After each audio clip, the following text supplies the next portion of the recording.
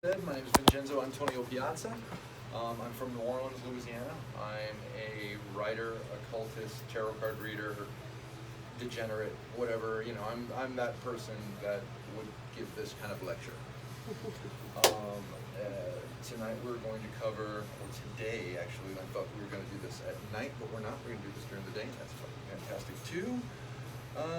We're going to cover Lilith throughout history.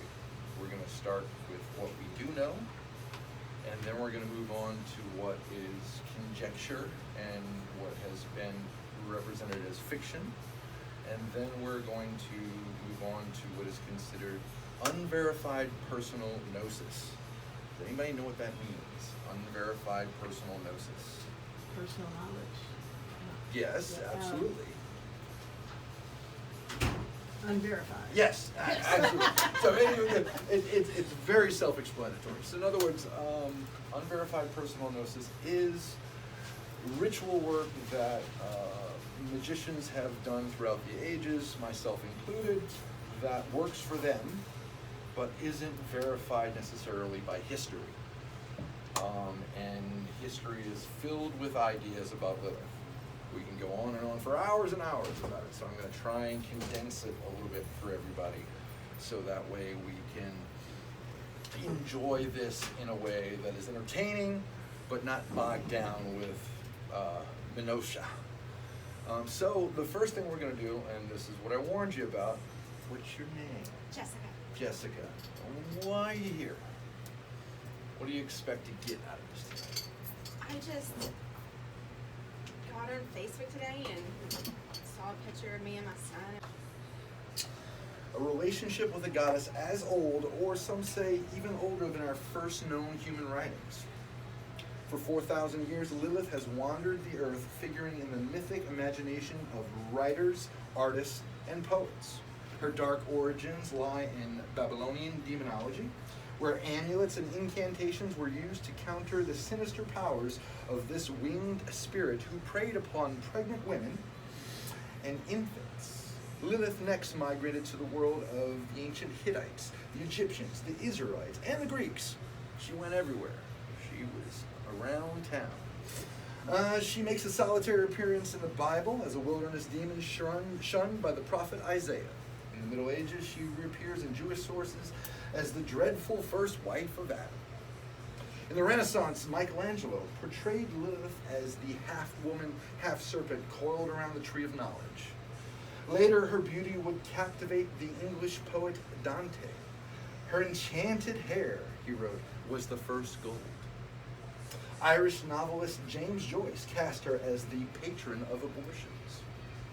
Modern feminists, of course, celebrate her bold struggle for independence from Adam. Her name appears in the title of a Jewish woman's magazine and a national literary program. As annual music festivals that donates its profits to battered women's shelters and breast cancer research and Lilith Fair and all that good stuff, she has captured the imagination of humanity from time immemorial to now. So we all know who Lilith is in our collective unconscious now. So what we're going to try and cover for the first half of this lecture is where she started from, how we ended up getting this notion of Lilith. Let's see. In most manifestations of her myth, Lilith represents chaos, seduction, and ungodliness. Yet in her every guise, she has cast a spell on each and every one of us. That's the reason why we're here. So tonight we're going to try and explore the power of the unrepentant. Because ultimately that's what Lilith is. She is the original unrepentant spirit. She said, fuck you. She said goodbye.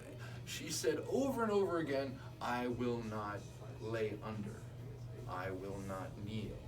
I will not serve any god or man besides myself. Any questions before we move on? Fantastic, I love that. That sounds great. So we're going to start this with a reading from ancient Persian spell bowl. Now, Lilith was often represented on bowls. The reason why is because the lower class, especially in Babylonian Jewish tribes, they wrote their spells on terracotta bowls because these were spells written for women, by women, and they're cooking. They're making their own pottery.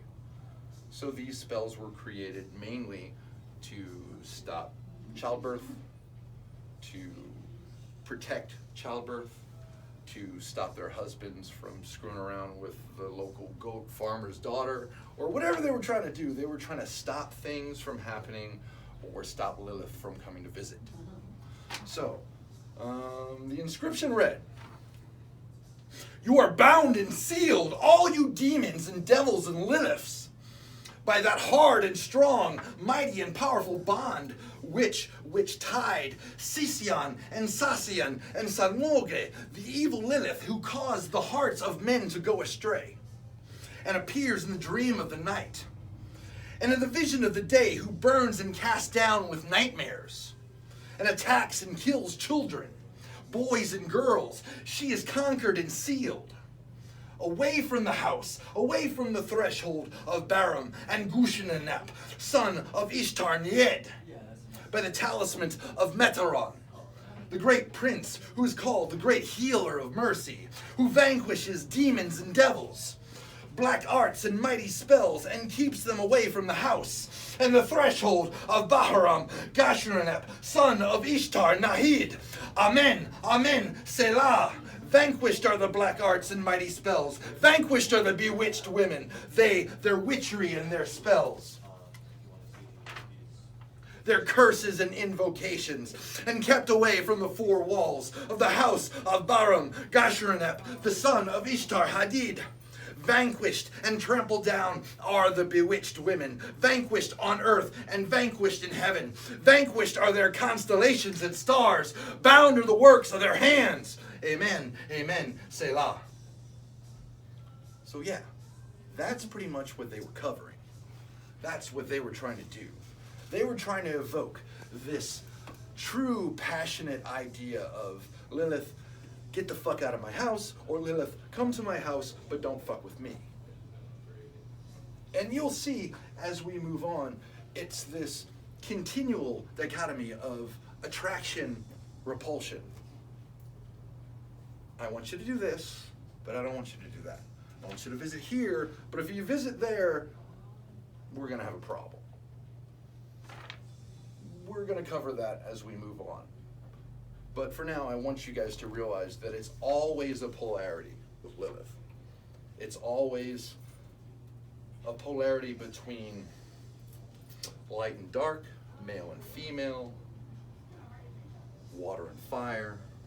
The whole ideal behind Lilith is the attraction from repulsion.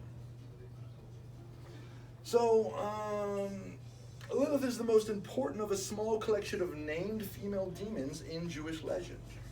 Historically, she is actually older than Judaism itself.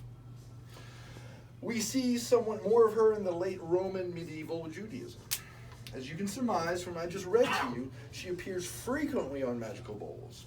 In this context, she is clearly associated with childbirth as a threat, and perhaps as a succubus against which men need protection. In these bowls, she is often countered by invoking the powers of her nemesis angels, Senve, Sanve, and Somhovrath, which I try to pronounce. I can't really pronounce it. And the reason why is because we don't know what vowels to use in these names. They were presumably intended to be pronounceable, but guess what? I don't speak ancient Hebrew. Most people don't. Fuck it. I'm going to mess them up constantly. Sorry about that, three angels. The ancient name Lilith derives from a Sumerian word for female demon, or wind spirit, the Lilitu, and the related Ardat Lilith. These are all ideas that were precursors to the spirit Lilith. So the Lilitu basically mean night wind demons, and the Ardat Lilitu are the succubus or the succubi. The Lilitu dwell in the desert lands, open country spaces, and is especially dangerous to pregnant women and their infants. Her breasts are filled with poison, not milk, and the Ardit Lilu is a sexually frustrated and infertile female who behaves aggressively toward young men. Now, the reason why this is brought up mainly is because in ancient Jewish lore, it was the young man that they were worried about. Because if they lost the young men, then there was no seed to propagate the entire tribe, because they were very insular.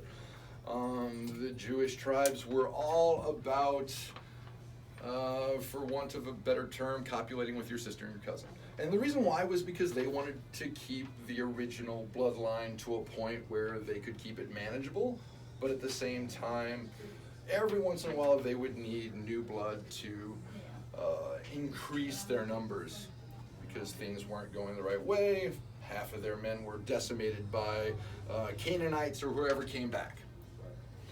So this entire idea is bringing us back to the earliest surviving mention of Lilith. Anybody know where that is? Bonus points? Anybody? Yeah, no? Perfect. Awesome. Fantastic. Now I get to talk more. The first mention of Lilith comes from Gilgamesh. Anybody familiar with Gilgamesh? Anybody know what Gilgamesh is? So, Gilgamesh was a Sumerian epic poem found on the tablet at Ur, dating from approximately 2000 BCE. That's before Christ was nailed on a tree. The mighty ruler Gilgamesh is the world's first literary hero. He boldly slays monsters and vainly searches. And Enlil and Ishcriel have taken possession of heaven, earth, and the underworld. After Enlil had set sail for the underworld, and the sea ebbed and flowed in honor of its lord. On this day, the Hoopaloop tree, I'm probably pronouncing that horribly, the Hoopaloop tree, which has been planted on the banks of the Euphrates and nourished by its waters, was uprooted by the south wind and carried away by the Euphrates. A goddess who was wandering among the banks seized the swaying tree and at the behest of Enlil brought it to Inanna's garden in Ulker. Inanna tended the trees carefully and lovingly. She hoped to have a throne and a bed made for herself in its wood. That way she could seduce Gilgamesh. After 10 years, the tree had matured, but in the meantime, she found to her dismays that her hopes could not be fulfilled, because during that time, a dragon had built its nest at the foot of the tree. The zoo bird was raising its young in its crown, and the demon Lilith had built her house in the middle. But Gilgamesh, who had heard of Inanna's plight, came to her rescue. He took his heavy shield, killed the dragon with his heavy brown axe, which weighed 7 talents and 7 minas. That's a pretty fucking heavy axe. The zoo bird flew into the mountains with its young, while Lilith, petrified with fear, tore down her house and fled into the wilderness. Now, we've got to remember that and there are alternate translations that say that Lilith was at the base and that the serpent was in the middle, but the bird's always on top. So, 6 in one hand, half a dozen in the other. We're always going to hear about Lilith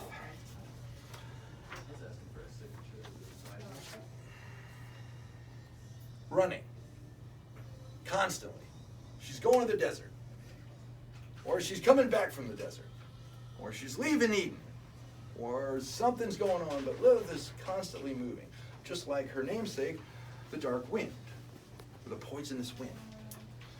I'm going to pass a couple things. Sorcerers and whoever's into the occult will probably say that's poppycock or bullshit or whatever. Doesn't matter, because I'm giving the lecture and they're not.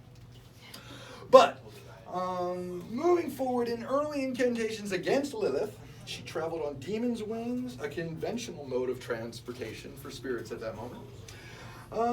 Let's see, and whenever she came from the underworld, in the 7th or 8th century, a limestone wall plaque, which is what you guys were looking at here, this crazy thing,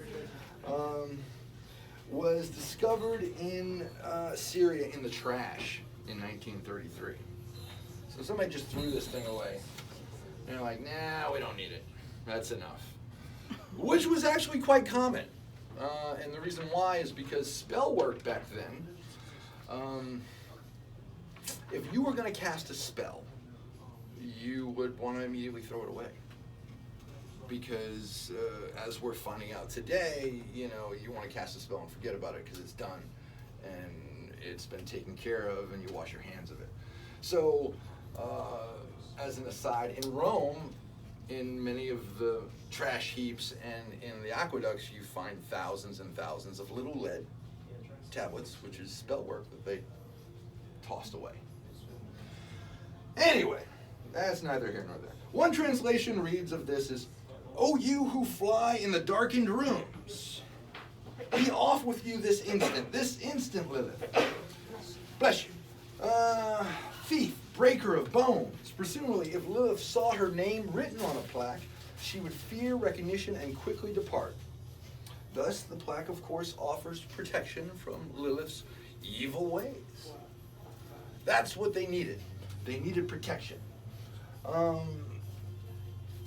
do you guys think Lilith felt about this? How do you think Lilith felt about all? And alien deities.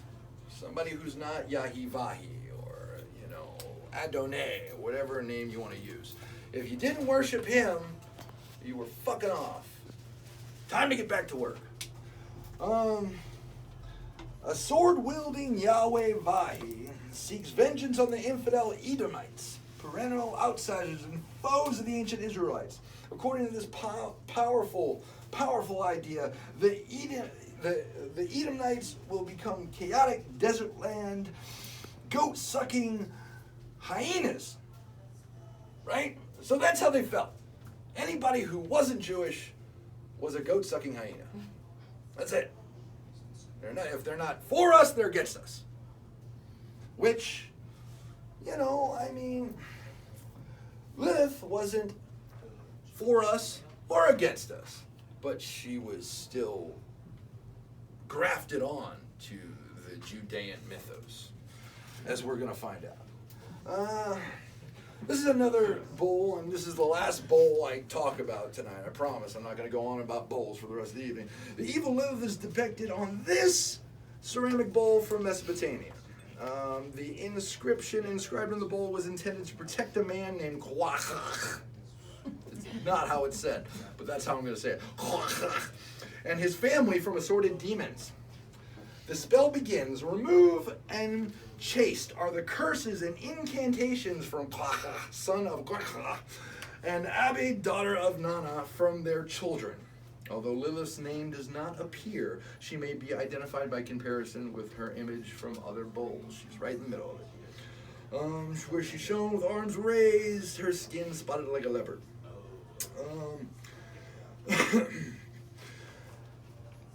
Once again, like I've been bringing up the entire time, we're going to consistently hear about Lilith not wanting to be a part of something, and then people not wanting Lilith to be a part of something. But no matter what ends up happening, she's there anyway.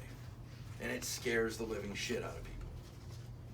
So it's always this overarching idea that Lilith is around right outside the lintel, right outside the door, right above my baby's crib. And if I just do this, she'll only be there for a moment and then she'll go and bother somebody else's baby. Because it wasn't about how can I protect all the babies. It was how can I protect my own baby. How can I protect my own man? Because I don't give a shit about your man. Whatever's happening with my man, Lilith, you better not be coming around. Or whoever you got coming around. It was always the idea of a Jewish family wanted to protect and circle the wagons around what they had. And eventually, we're going to find that Lilith brought about such a fear that there was a community of Jewish folk that brought about the Dead Sea Scrolls, if you guys have ever heard about this, okay? And she resurfaced in the scrolls that were found in Qumran. The sect was engrossed with demonology. There's also a whole bunch of stuff about Baal and all kinds of prayers against demons and devils. That was their trip. Lilith appears in a song called The Song for the Sage, a hymn possibly used for exorcisms. And I, the sage, sound the majesty of his beauty to terrify and confound all the spirits of destroying angels and bastard spirits, the demons, Lilith, and those that strike suddenly and lead astray the spirit of understanding and make desolate their heart. The community was surely familiar with Isaiah because that was parts of the Bible that were written before a number of the scriptures that were found in the Dead Sea Scrolls. Centuries after that, though, learned rabbis completed the Babylonian Talmud. Female demons journeyed into scholarly Jewish inquiries. There's a reason for this. And I know it's starting to get warm, guys. If you guys want me to turn this on, I will. Just a little bit, so there's a little bit of circulation. Early rabbis thought of Lilith. The Talmud's image of Lilith also reinforces older interpretations of her as a succubus, a demon in female form who had sex with men while men were sleeping. Unwholesome sexual practices are linked to Lilith as she powerfully embodies the demon lover. Yeah, she does. I mean, when you think of the succubus, you think of Lilith. The idea behind succubi and incubi originally came about from early Babylonian Sumerian myth. It was just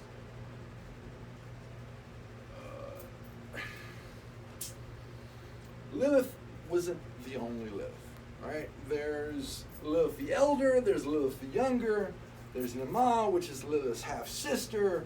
There's this huge harem of succubi demonesses who, I guess, in the early world, all the way up into Renaissance time, were going around getting laid constantly. They were stealing as much seed, gallons of cum. They were stealing as much seed as they could. Constantly. I mean, large buckets, according to them. I mean, that was the thought. That was what the early church wanted men and women to fear, that at any moment, one of them could just jump on you, and that's it. You're wasted. You're going to have to leech your ass or some shit. All right. Anyway, moving on. About the has been unearthed on numerous ceramic bowls, which we've already covered. Yada, yada, yada. Until the 7th century CE, Lilith was known as a dangerous embodiment of dark feminine powers. But here we go. Once we hit the Middle Ages, we realized that this one rabbi decided, Lilith's getting kind of a bad rap. So I'm going to write this thing. What was it called? It's called the Alphabet of Ben Sira. Ben Sira was considered a rabbi at the time, but the description of Ben Sira is bullshit. In fact, a lot of scholars think the entire work is bullshit, even though it's been quoted by multiple scholars and multiple people for time immortal since then. The reason why is because this is where we get the idea that Lilith was Adam's first wife. So, bam, here you go. This is anyone who wants to check it out. And we're going to cover the alphabet. And now we kind of get to the nitty-gritty of Lilith, because now we know where she came from. We know that she originated in Babylonian and Sumerian ideas, and then as we move forward, now she's starting to solidify as a personality. Now she's not just this unknown night demon who is going to eat your baby and fuck your old man and then do all kinds of horrible things, and you've got to cast a spell to get rid of her. The alphabet's narrative about Lilith is framed within the tale of King Nebuchadnezzar. Anybody know who that is? Fantastic. All right, that sounds great.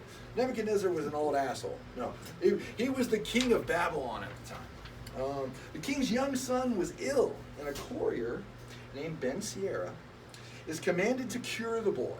Now, this is the legend behind Ben Sierra. So, invoking the name of God, Ben Sierra inscribes an amulet the names of 3 healing angels. Anybody know who those 3 angels are? No?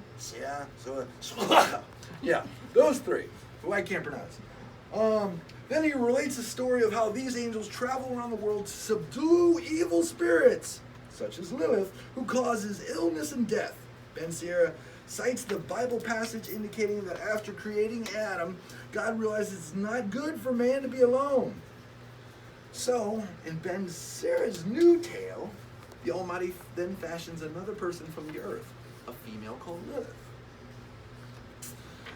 Soon, the human couple begins to fight, but neither one really hears the other. Lilith refuses to lie underneath Adam during sex, but he insists that the bottom is her rightful place. Yeah, there he goes. He apparently believes that Lilith should submissively perform blowjobs and wifely duties.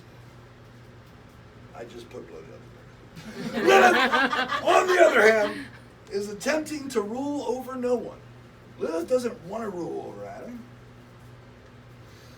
She's simply asserting her personal freedom. Lilith states in the text, we are equal because we're both created from the earth.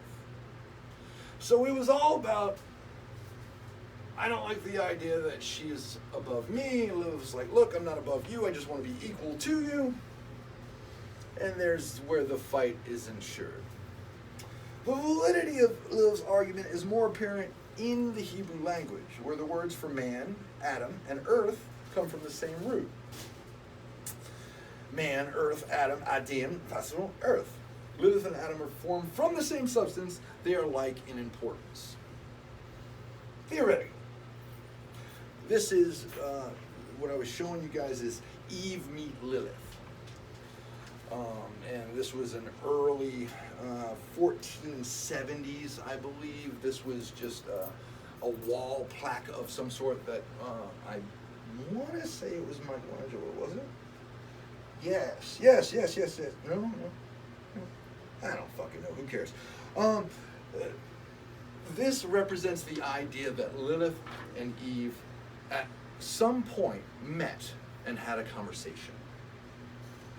And this happened above and beyond the idea between Adam and Lilith. And we'll cover that later, but that was a popular side story when it came about Lilith. The struggle continues until Lilith becomes so frustrated with Adam's stubbornness and mansplaining, the arrogance she brazenly pronounces the Tetragrammaton.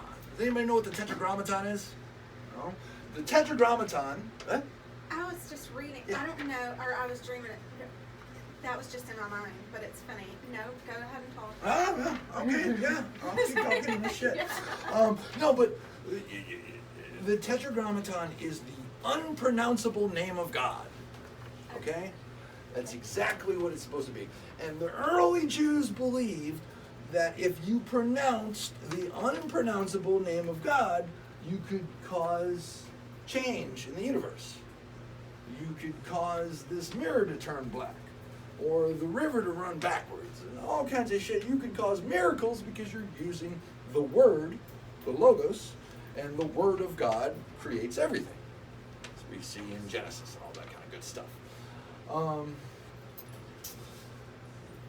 The unpronounceable name of God is usually represented by 4 different characters, Yah, He, Vah, He. And if you're going to pronounce it as a bastard versus Yahweh, basically. So no one's ever supposed to say that. So as an aside, the Jews decide to replace that with Adonai whenever they see that word. So she gets mad and she says, abracadabra, basically the unpronounceable name of God. She says the name of God. And in the ineffable name of God, which translates as Lord God, blah, blah, blah, blah, blah. In Jewish theology and practice, there's still such mystery that when she says it, everything stops in the Garden of Eden. Everything. It's just her. She's the only one who can move. It's like freeze frame. You know, it's a flash dance. You know, everybody just stop. When this happens, of course, the whole of the Torah is contained in the holy name. So when she utters the sacred syllables, it demonstrates to the medieval audience that she is so ungodly that she is using God's power to stop his creation in a moment. So when this happens, she realizes, well, the big guy's going to be pretty pissed. So she has second thoughts about this. So she flies away. She says, fuck it, I'm gone. Takes her big bat wings and she's out. When this happens, everything starts moving again. Adam has no idea what happened. She was here one minute, she's gone the next. So he goes to his sacred mountain or whatever he does. He fucks a sheep or he kills something. He does something. Adam did something. And then says, God, what are we going to do about this? The Almighty tells Adam that if Lilith fails to return, 100 of her children must die every day. 100 of them. Every day. Apparently Lilith was very fertile. Very fertile. Not only is she a child-murdering witch, but she's got a bunch of kids. In this way, she helps to maintain the world's balance between good and evil. So, you know, now to Lilith once more. Lilith flees. She's gone. All right? Where does she go? She goes to the Red Sea. The reason why she goes to the Red Sea is because, well, the Red Sea was really important to the Jewish people. Parting the Red Sea, the whole 9 yards. Well, that's where she goes. When they find her, let's see, because the ancient Israelites achieved freedom from the Pharaoh at the Red Sea, so Lilith gains independence from Adam by going there. Even though Lilith is the one who leaves, she feels rejected and angry. Because, I mean, come on. She really wanted to be a part of this brand new creation, but she had stipulations. She had something that she wanted just as much as Adam wanted, or even God wanted. And is that so bad? I mean, she doesn't think so. But we're going to find out if that's really what was the situation. So God says, let's send these 3 angels. We know about these 3 angels. 3 angels are sent in search of Lilith. That's Samash, I'm not saying the name. When they find her at the Red Sea, she refuses to return to Eden. So they offer a deal. They say, come on back. We're fine. But they claim that she was created to devour children, and that she was never meant to be Adam's first wife. That she was just a tester. She was disposable. She was basically a rough draft. Lilith did not like this at all, as you can imagine. Ben Sira's story suggests that Lilith is driven to kill babies in retaliation for Adam's mistreatment. And of course, they're bind Lilith in chains. Angels love to bind things in chains, by the way. It's a big thing. I guess they got a lot of surplus chains in heaven. They're just trying to use that shit. You know, there's a chain shop. Bind Lilith in chains. Now, this is going to come up in amulets and such as things go forward, that Lilith realizes that they're going to kill her. Or at least they're going to bind her in chains and throw her in the middle of the sea. Middle of the Dead Sea. So not the Red Sea, mind you, the Dead Sea, which is going to suck. So she makes a deal. And she says, look, if anyone has an amulet with my name on it, I can't harm that person. And if they hang it over a baby's crib, I won't harm that baby. I'll make this deal. So as long as that's the situation, I will not come around. Now, she made this deal with these 3 angels. The 3 angels are like, well, I'm glad she made a deal, because I don't know if we're going to be able to deal with the word of God. You know, she would have probably beat our asses.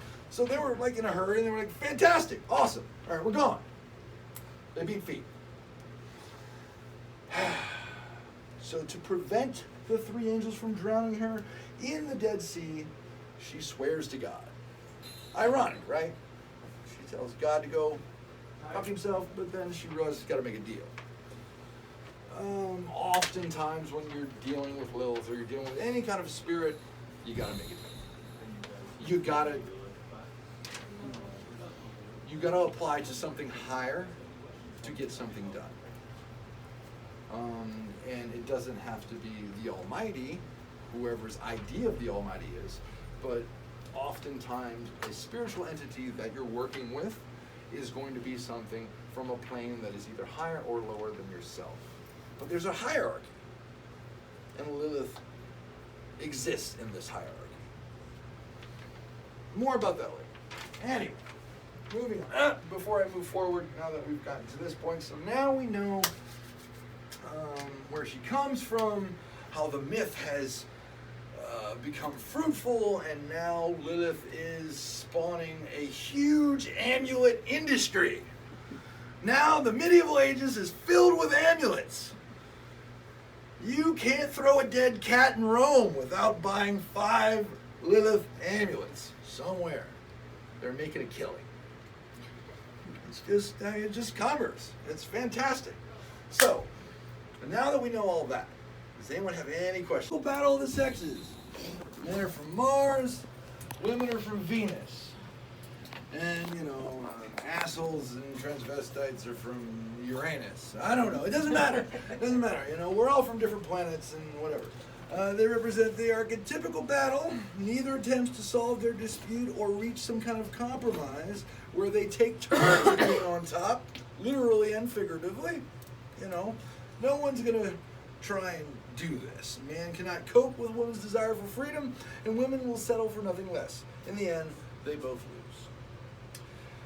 lose. Why did the alphabet's unnamed author produce this tragedy? Why do we think that Ben Sierra created this brand new review of Lilith? Anybody have any guess? Why do you think Ben did this? Anybody? No? All right. Well, there's a couple ideas. All right. There's one theory that this was a rabbi who hated all the other rabbis. He couldn't stand the Jewish people, or at least the way the Jewish religion was going. So he created this satire that thumbed its nose on tradition and cast Lilith as a hero figure as opposed to something negative. Because throughout time, after the reformation of the temple, they threw the baby out with the bathwater and said, no more female goddess. There was originally a Jewish goddess called Shekinah or Shekinah, or however they're going to pronounce it. And before that name, there was Asherat of the Sea, which was El's wife. God had a wife. Of course, God had a wife. Why wouldn't he? All the gods had wives.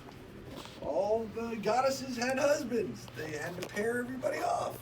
Well, that didn't sit well with the hierarchy, the male hierarchy of the Jewish religion, which were all rabbis, said, no. We're going to have one God, and we're not going to talk about the female God anymore, and we're going to strike the name. Even though she's all over the Bible. Right? Lilith, open your womb, open the shell of darkness, and come forth from the cave of dark dreams. Lilith, let your blood flow like volcanic lava, be the force through which the dragon arises.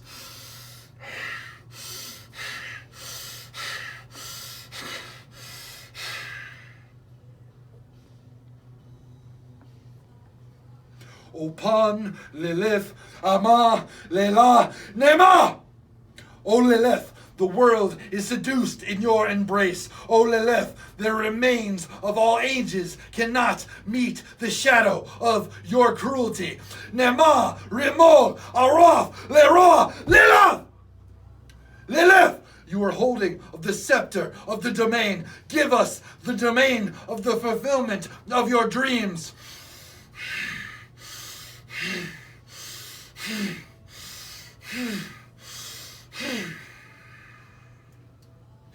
La Pak, Lilith, Rurach, Arath, Noma, Semru, Serah, Dracon, Ho, Megas.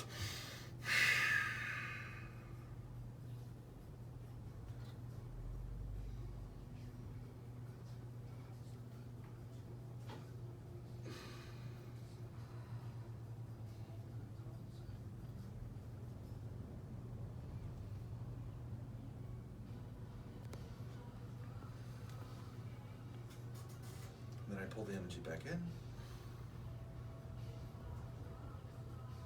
I pull it to here, which is my hara.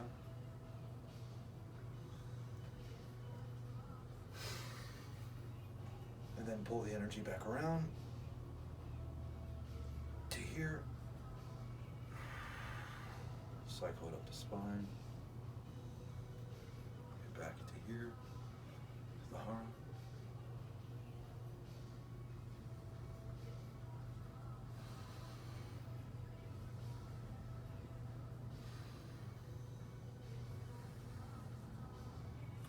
Then cycle it.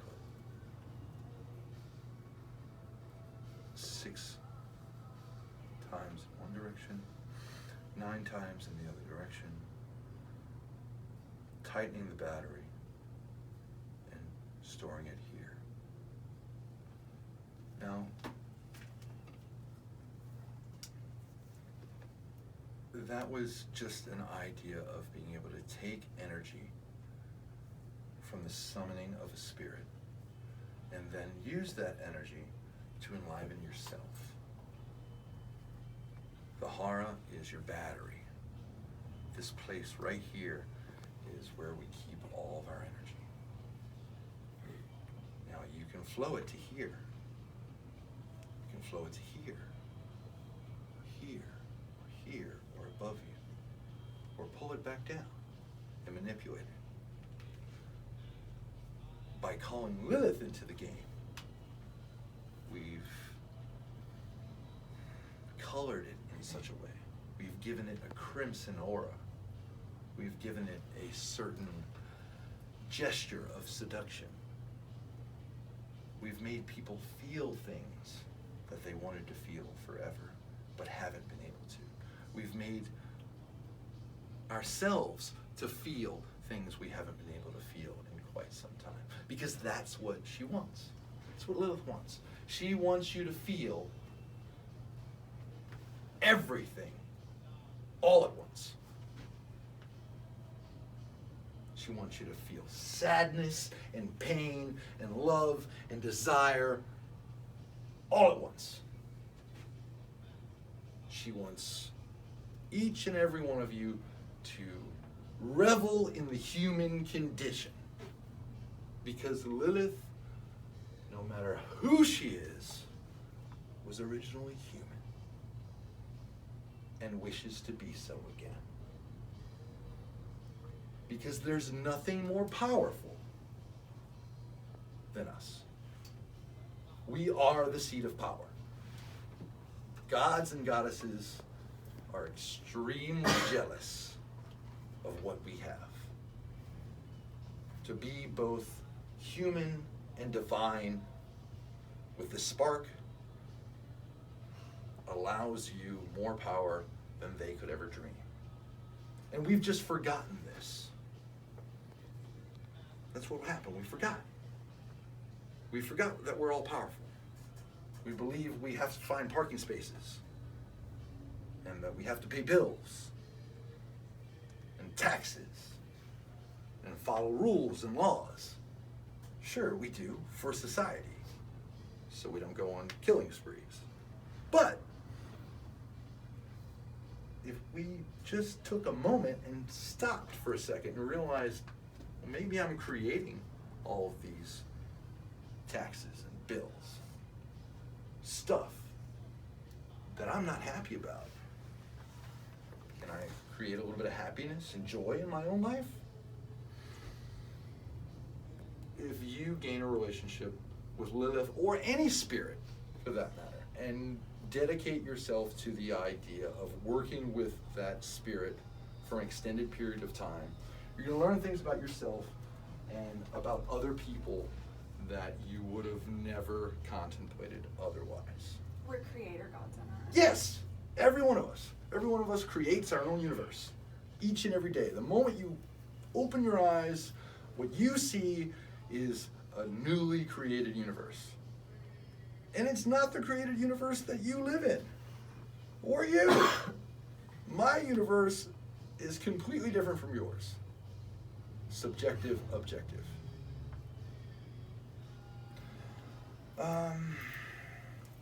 Everybody got a pen? If you don't have a pen, we're going to be sharing pens.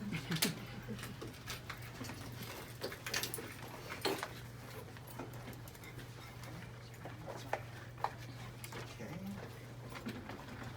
No,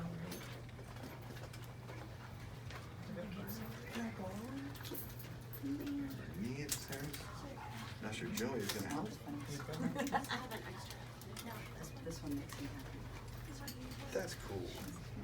It was free. Right? Oh, even better. Okay, guys. The N of Lilith. So the language is called ENN.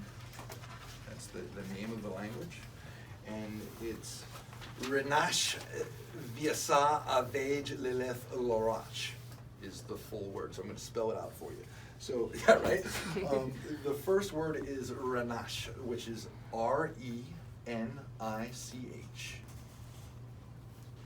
The second word is Viasa, VIASA. The next word is Avage, which is AVAGE. The next word is Lilith, LILITH. And the last word is Lorach, which is LIRACH.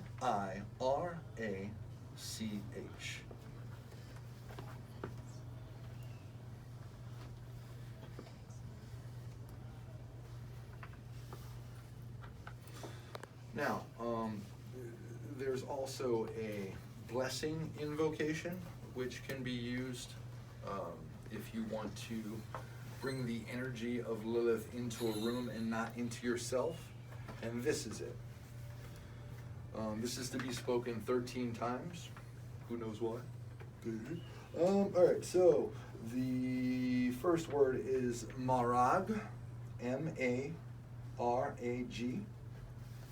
The next word is Ama, A-M-A. The next word is Lilith. The next word is Rimok, R-I-M-O-K. The next word is Samiel, S-A-M-A-L-E. And the last word is Nama, N-A-A-M-A-H.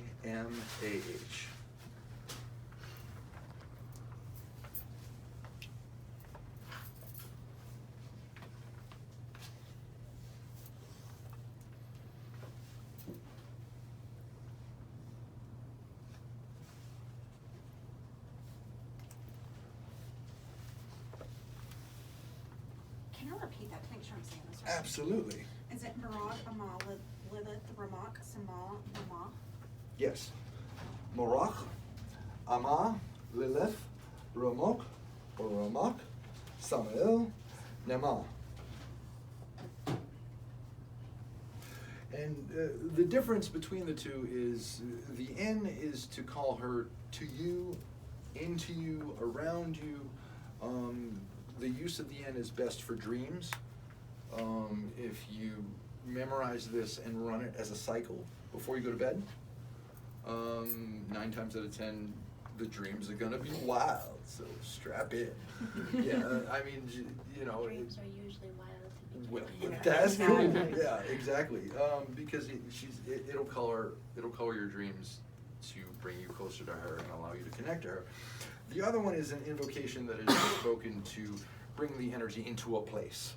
So it would be say if you wanted to bless a union, or if you wanted to seduce a man or a woman or a goat or whatever you're into, it doesn't matter. If you want to seduce somebody, then that's the passage that you would want to read up to 13 times to infuse with that energy. Anybody have any questions? Were you chanting the blessing prior to the start of this? Yes. In Genesis 1, living things appear in a specific order. Plants, then animals, then finally men and women are made simultaneously on the sixth day. Male and female, he created them. In this version of the human origins, they're together and appear as equal. So the first Genesis story is about Adam and Lilith. Well, in Genesis 2, man is created first, followed by plants, then animals, and then finally woman. She comes last because in the array of wild beasts and birds God had created, no fitting helper could be found. The Lord therefore casts a deep sleep upon Adam and returns to work, forming a woman from Adam's rib. Yes, the infamous sixth rib theory. Who cares? It doesn't really matter. The allegory still stands that first Lilith was made, and then Adam wasn't happy with it, so therefore God scratched that and made something else. Kind of like, how many times have we had to have an update? Like a Windows update, right? You know, Windows is just throwing updates at us left and right. All right, and so that's what God decided to do. You know, everything crashed, so he made another update.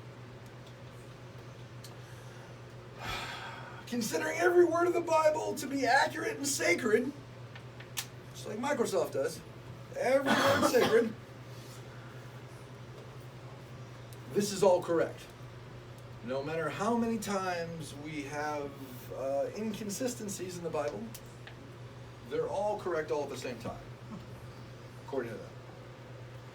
So, as time moves forward, the theory of the creation story of Lilith, it has cracks. It's got holes, obviously. So a lot of people, especially recent scholars, said, no, it's all satire. He's fucking with you. He's just pulling your nose, pulling your leg. He's just messing with you. The alphabet's language, there's 21 different stories, by the way. It's often coarse. It's tone irrelevant, exposing the hypocrisies of biblical heroes, such as Jeremiah, and offering serious discussions of vulgar matters, such as masturbation, flatulence, and the copulation by animals. This guy was a wild rabbi. Think about it. This is like early Dark Ages shit, and this guy was talking about the copulation of bestiality and the whole 9 yards. This guy was on it.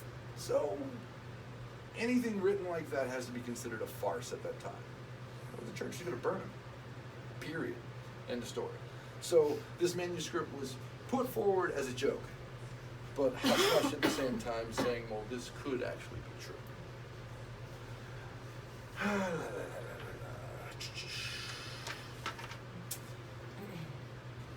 The next milestone of Lilith's journey is going to be a place called the Zohar. And the Zohar is where things get weird. Things get real strange. 90% of the current left-hand path associations with Lilith come from the Zohar. This is where we see the character of Samael, where we get the idea of Leviathan being the intermediary between Lilith and Samuel, where we get the idea of Astaroth, where we get the idea of Nama, where we get the idea that every word in the Bible can be manipulated with something called gematria. And you can take one sentence in the Bible and make it into a full page of I guess, inspired work. And this has been going on for centuries now, that magicians have tried to translate bits and pieces of the Bible into these huge, long, either inspirational works or spell works or however, whatever. Crowley was into this and all kinds of stuff. But it works, as long as you have faith that it works. Because subjective reality and objective reality are two sides of the same coin. Subjectively, I understand that I have a deep and abiding relationship with Lilith. Objectively, someone may think I'm a fucking lunatic because I have a relationship with Lilith. It's all in the eye of the beholder. Anyway, let's move forward. The Zohar, like the earlier treatments of Lilith, sees her as a temptress of innocent men. Those poor innocent men. Damn. Huh? Breeders of evil spirits and the carrier of disease. I guess she had syphilis now. There. She wandered around at nighttime. See, I'm sorry, babe. Thank you. I got it. Y'all okay? Don't miss her? She likes that. Sorry, babe. Sorry. Is that you dropping curtains too? Yeah, probably. That's not good, man. Probably. All that energy. It happens. It happens. Yeah, it's gonna happen. Things are gonna get better or worse depending on how you look at this. Let's see. She wanders around at night, vexing the sons of men, causing them to defile themselves and emit seed. Here we go with seed again. Gallons of seed is being emitted. The passage goes on to say that she hovers over her unsuspecting victims, inspiring their lust, conceives their children, and then infects them with disease. Again, disease. Adam is one of her victims, for he fathers many spirits and demons through the force of impurity that he has absorbed from Lilith. So the entire idea is Lilith is not only going around and sucking these dudes off, taking their seed and using them to make demon babies, she's leaving disease to these poor Jewish men all over the place. They're all getting diseased by Lilith. Not They can't help themselves. right, Poor exactly. things, They you get know? the poor things. They can't help themselves to be getting disease from Lilith. Not the port whores. Not the brothels.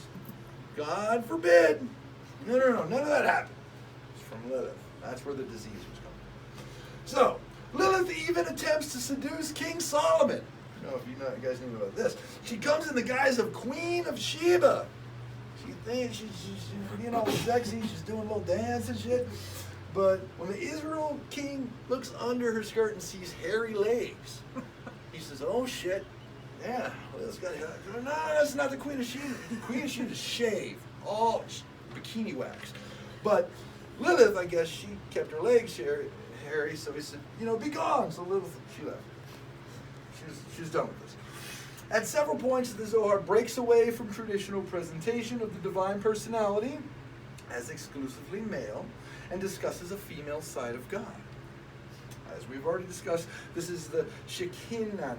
I always mispronounce this name. It means the divine presence in Hebrew, the feminine presence at all. It's just basically the idea of the female side of God.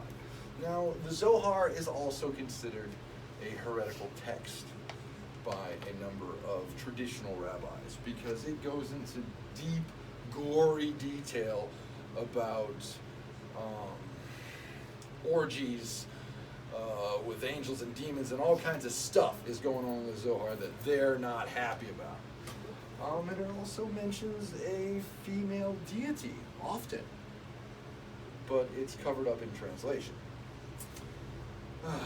So the Zohar's final understanding concerning the Lilith myth is to partner her with the male personification of evil named either Samael or Asmodeus. Now we're going to talk about this later. the difference between Liliths. But the way we currently understand Lilith the Elder is married to Samael, and Lilith the Younger was married to Asmodeus. 6 in one hand, half a dozen in the other for what we're talking about here. But there's an accepted ideal that there isn't just one Lilith, that there are multiple Liliths. Chicken and the egg. Alright, so here we go. He is associated with Satan, the serpent, the leader of the fallen angels, and a very snappy dresser. Lilith and Samuel form an unholy alliance and embody the dark, negative sphere of the deprived. Now, the dark, negative sphere, I'm not going to go too far into this rabbit hole because that could be a whole nother lecture. But this is the Quillapoth, guys and gals. The Quillapoth are the shells, okay? And I'm just going to make a little aside. So when God created the world and everything in it, he fucked up. He broke a bunch of eggs. So when God messed up, he had to do something with his mess up, his screwed up creation. So he threw it into the void. He threw it into the abyss. And all of those broken pieces of shell formed together to make the Quillapoth. So there's the tree of life, which is above, which you guys have probably seen the diagram of. Well, below that is the tree of death. And those are empty shells waiting to be filled.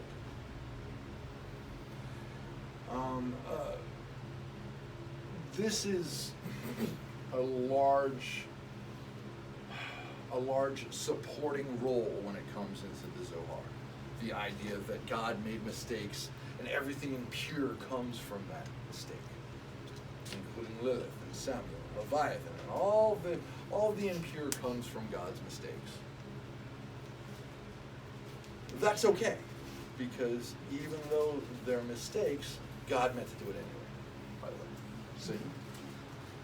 Anyway, moving forward, let's see. Lilith and Samuel form an unholy alliance.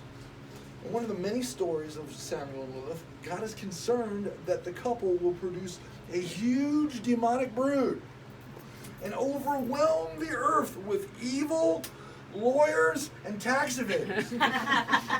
All right? He's paranoid. It's going to be bad.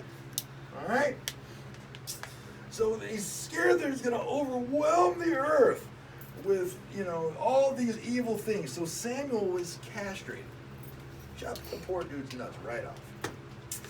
And Lilith satisfies her passions by dallying with other men and having an intermediary between her and Samuel. Who's this? Leviathan. Now, Leviathan is the biggest dick in the world. It's just, it's 1,000 feet long. It's Leviathan.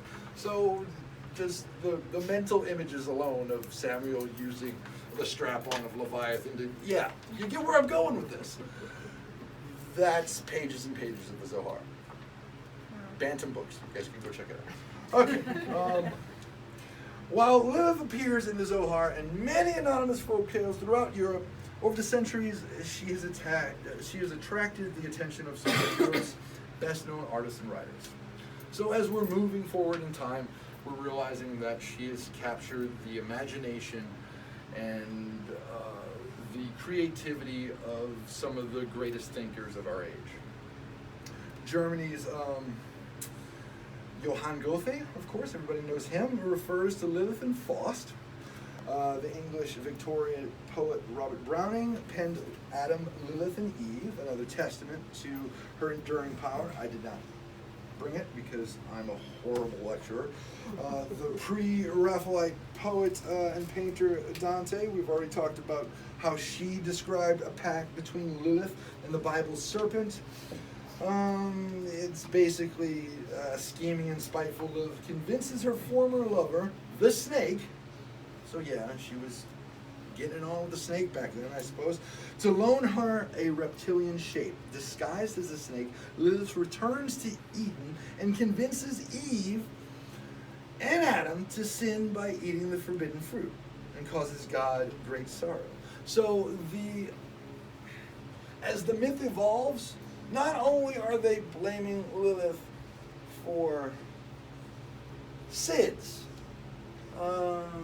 copulation with men, disease, now the whole female curse is blamed on Lilith. It's not even Satan anymore. Now, it's Lilith's fault that Eve ate the apple. Hell of a scapegoat, right? I mean, that's a lot of guilt. Here you go. You know? Not a drop of her blood was human. But nevertheless, she had the form of a beautiful woman. In the 1950s, C.S. Lewis, I don't know if you guys knew about this, invoked Lilith's image in the Chronicles of Narnia. The White Witch is Lilith's daughter, by the way. One of the most sinister characters in this imagined world. And as the daughter of Lilith, the White Witch is determined to kill the sons of Adam and the daughter of Eve. So she's setting out to do her mother's work. She imposes a perpetual freeze on Narnia, so there's always winter but never Christmas. In this tale of good overcoming evil, Aslan, creator, king of Narnia, kills the White Witch and ends her cruel reign.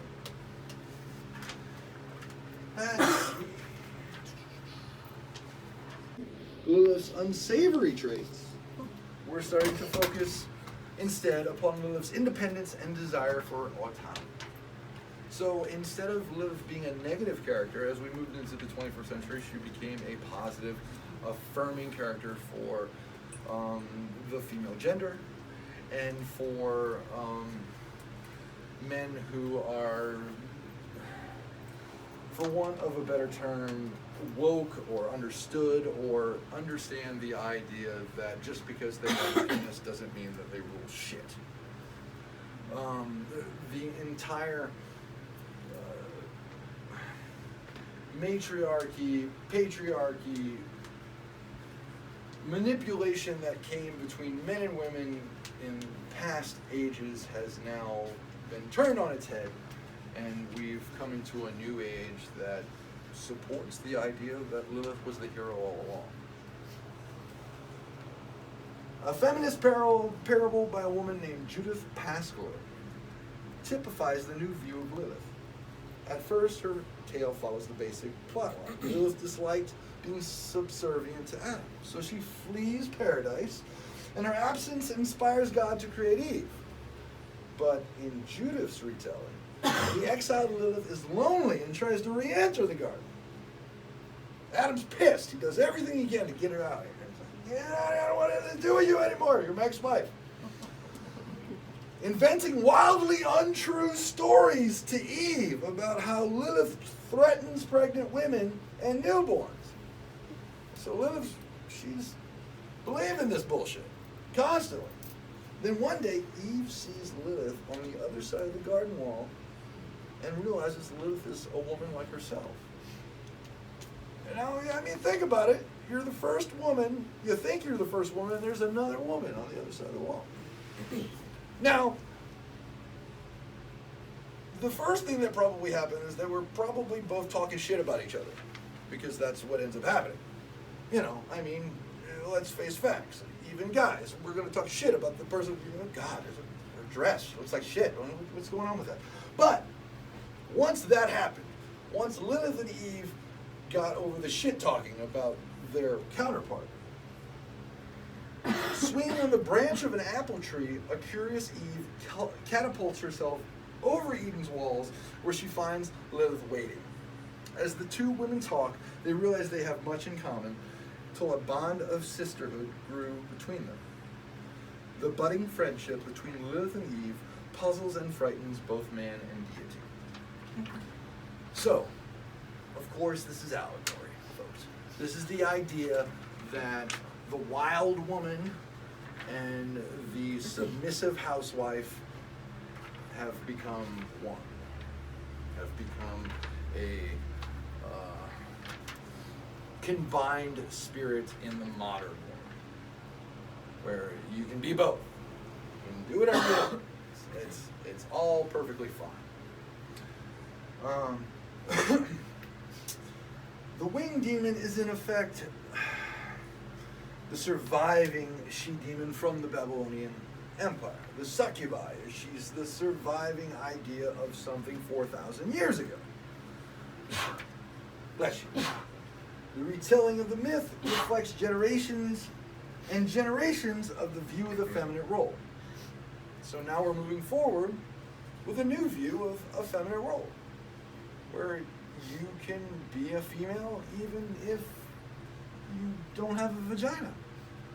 Or you can be a male and you don't have a penis. None of that matters any longer, and Lilith has kind of brought about that change. That it no longer matters what your sex is, it now matters how you approach sexuality as a whole.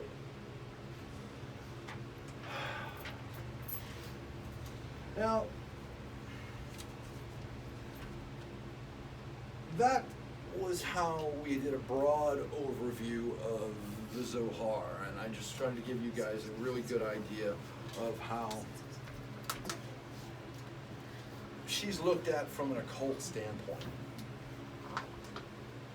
Now we're going to kind of cover a little bit of philosophy, because philosophically speaking, she has represented both the feminist and the anti-feminist movement for quite some time. She was turned into a demon by Catholic authorities, Judaic ideas, but she originally started as a goddess, or at least a spirit who was treated as a goddess. Because even back then, she was almost considered like a fertility spirit. Not quite a goddess, but, you know. Now today, she's a full-blown goddess, theoretically.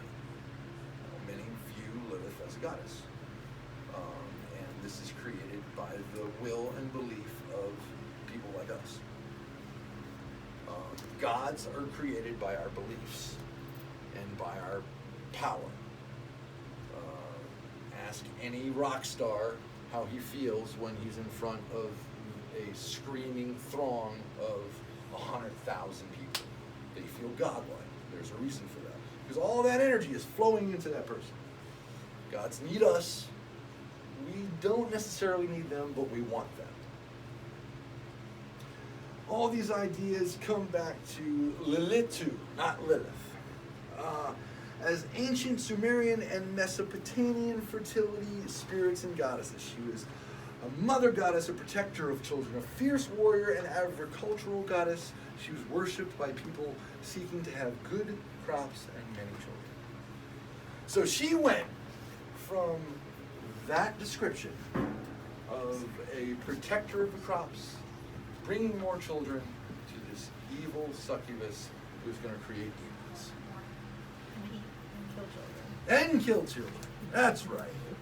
All that good stuff. All of that became this perverted twisting.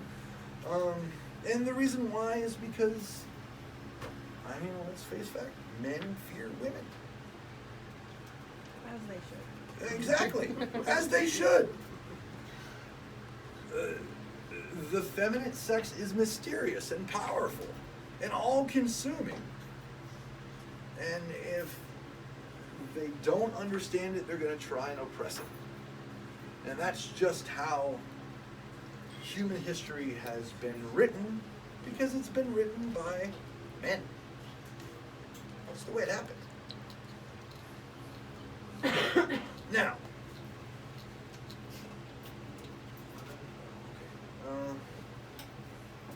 she had assistants back then. We're going to go back to the Lilith goddess. She had assistants like angels to the Judeo-Christian god. Lilith had Marliths. These were called Marliths. 6 armed women with snake tails who were skilled gardeners and fabulous warriors at the same time. Now, this is going to veer off into unverified personal gnosis. The work that I've done with Lilith as time has went on has revealed itself to me that Lilith is interchangeable with Kali. Now, Kali, as some of you may know, is a Hindu deity who is considered the wrathful goddess who cuts the binds of ego and karma to this world, and that's why she's shown with knives and hanging heads of men and demons and all kinds of stuff draping from her. Well, a number of the goddess chants to Kali contain Lilith's name with it. Lilith is one of Kali's 375 divine names.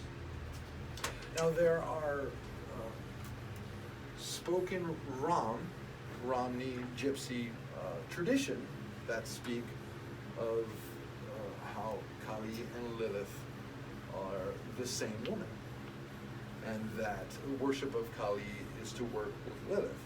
Now, fascinatingly enough, you guys might know this, might not, the Gypsies were originally Hindu. They came from India. Their genetic, their genotype is Indian, Kush. So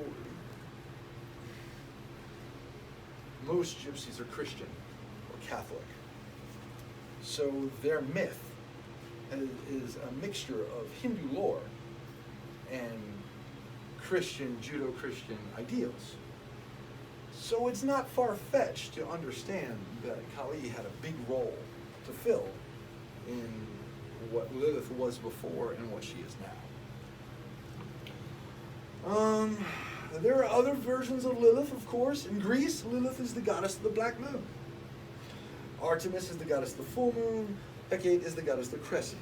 In Greece, she is also revealed as a fertility goddess, helping conceive children and grow crops.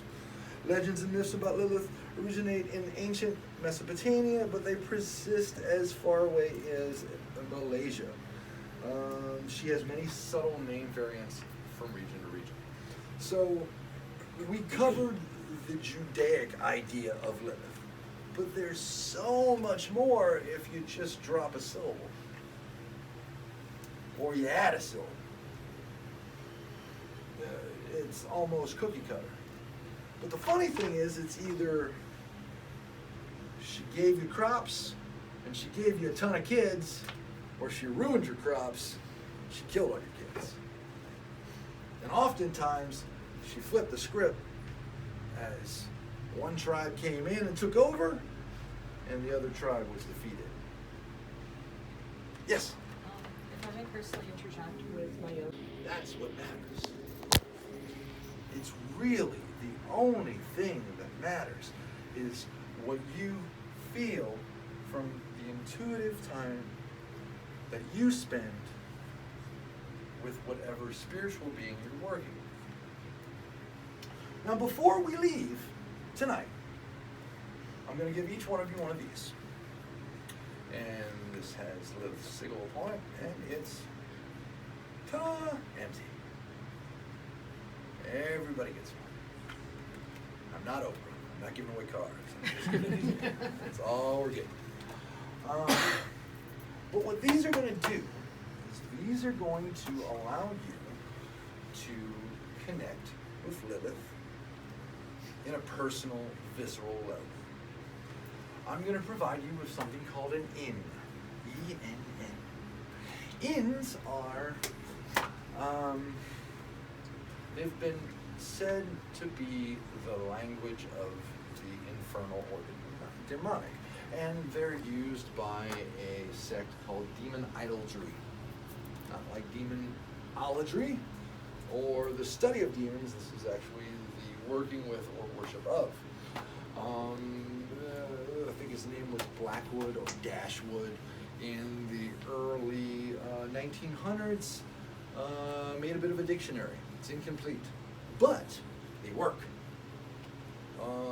They're basically vibrational mantras, for want of a better term. And by using this vibrational mantra, you will attract the energy of Lilith to yourself, and you can automatic write, or you can dream. and have your own contact with Lilith. Questions? Someone's all right. Cool. Fantastic.